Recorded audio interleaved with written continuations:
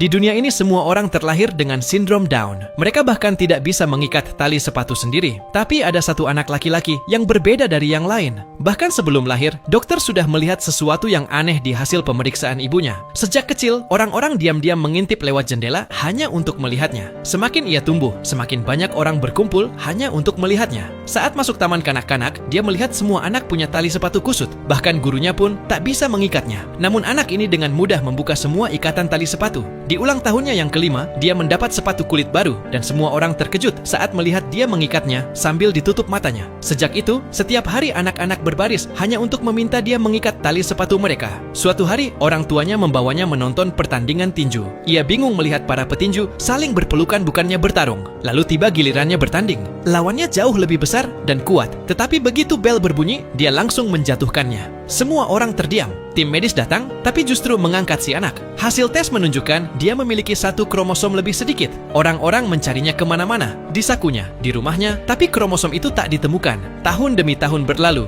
dia tumbuh dewasa. Orang-orang membuatkan toilet khusus untuknya, bahkan tempat parkir khusus. Semua hal itu terasa aneh baginya. Suatu hari, ketika dia melihat tali sepatu seseorang terlepas dan ingin membantu, dia takut orang-orang akan memperlakukannya berbeda. Malam itu, melihat orang tuanya yang saling mencintai, membuatnya merasa ingin dicintai juga.